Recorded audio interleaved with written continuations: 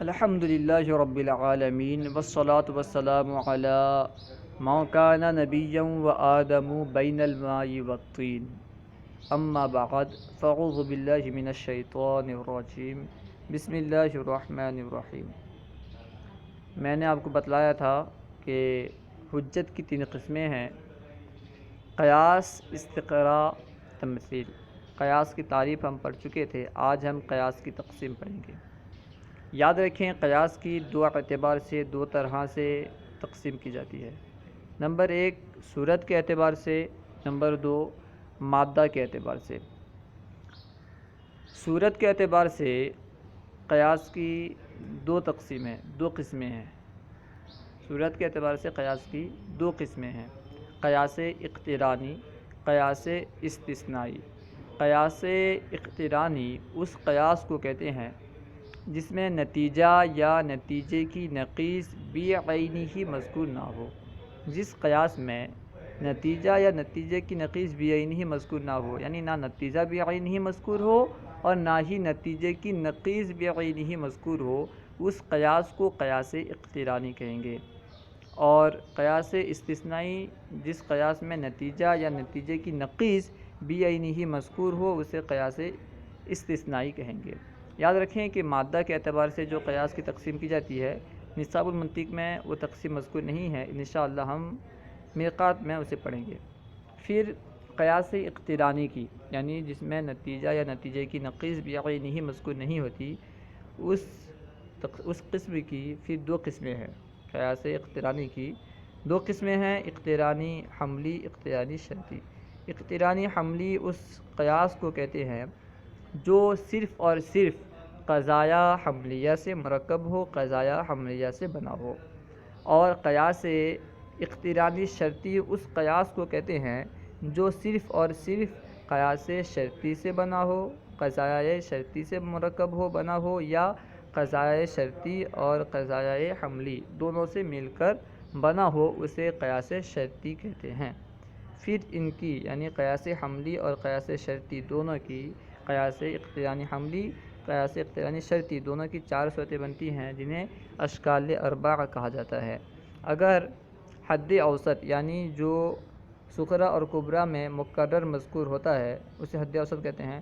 حد اوسط اگر صغریٰ میں محمول ہو اور کبریٰ میں موضوع ہو تو یہ شکل اول ہوگا، اور اگر حد اوسط دونوں میں، صغریٰ اور کبریٰ دونوں میں محمول ہو تو یہ شکل ثانی ہے، اور اگر حد اوسط صغریٰ اور کبریٰ دونوں میں موضوع ہے تو یہ شکل ثالث ہے، تیسری شکل ہے، اور اگر حد اوسط صغریٰ میں موضوع ہو اور کبریٰ میں محمول ہو تو یہ چوتھی شکل ہے، شکل رابع ہے۔ آئیے ہم تفصیل سے کتاب میں پڑھتے ہیں۔ سبق نمبر 42 قیاس کی تقسیم۔ قیاس کی تقسیم 2 اعتبار سے کی جاتی ہے: نمبر 1 صورت کے اعتبار سے، نمبر 2 مادہ کے اعتبار سے۔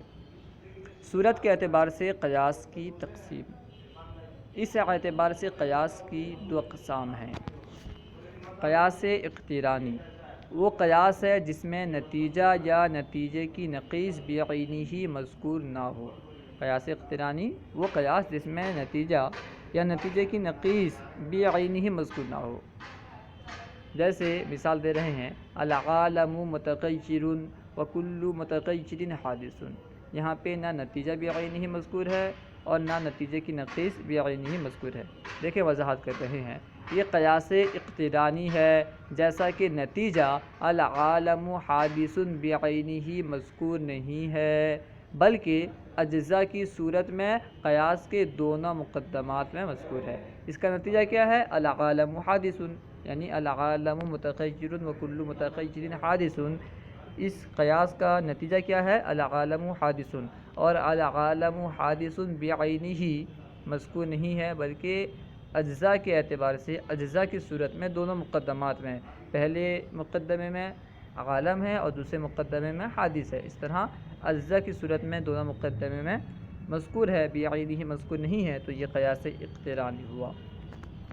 قیاس اقترانی کی اقسام، اس کی 2 قسمیں ہیں: نمبر 1 قیاس اقترانی حملی، نمبر 2 قیاس اقترانی شرطی۔ ہر ایک کی تعریف بیان کر رہے ہیں۔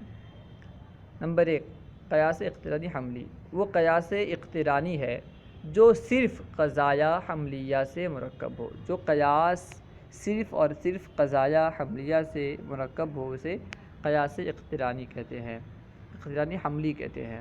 جیسے العالم متغیر وکل متغیر حادث، یہاں دیکھیں دونوں قضایا، یعنی پہلا قضیہ جو ہے العالم متغیر، یہ بھی قضیہ حملیہ ہے، دوسرا قضیہ کل متغیر حادث، یہ بھی قضیہ حملیہ ہے، یعنی یہ قیاس جو ہے قضایائے حملیہ سے مرکب ہے، دونوں قضایا اس میں حملیہ ہیں، کوئی بھی شرطی نہیں ہے، تو اسے کہیں گے قیاس اقترانی حملی۔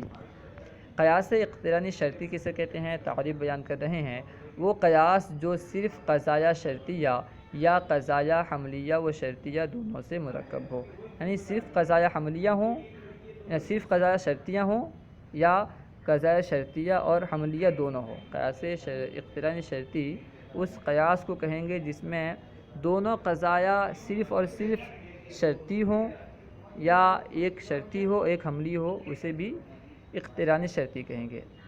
دیکھیں مثال دے رہے ہیں، صرف شرطیہ سے مرکب کی مثال، یعنی وہ قیاس اقترانی شرطی جو صرف قضایا شرطیہ سے مرکب ہے، اس کی مثال بیان کر رہے ہیں۔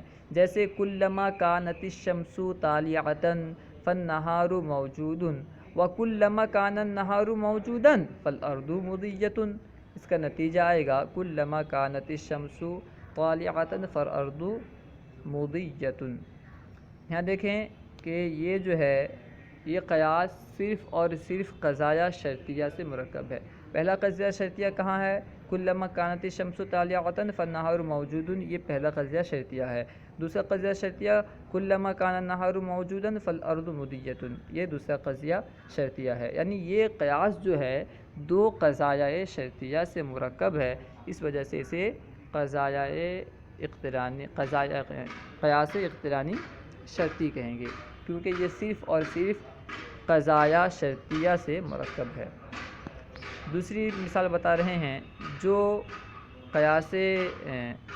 جو اقترانی حملی اور جو قیاس اقترانی شرطی حملیہ اور شرطیہ دونوں سے مرکب ہوتا ہے، یعنی قیاس حملیہ سے بھی اور قیاس شرطیہ سے بھی، دونوں سے مل کر جو قیاس شرطی بنا ہوتا ہے اس کی مثال دے رہے ہیں۔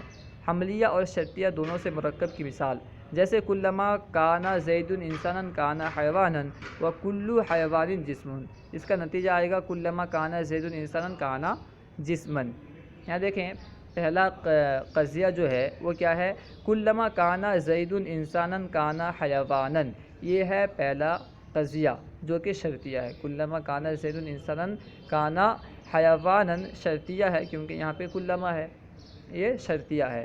اور دوسرا قضیہ جو ہے کلو حیوان جسم، یہ قضیہ حملیہ ہے، شرطیہ نہیں ہے، تو یہ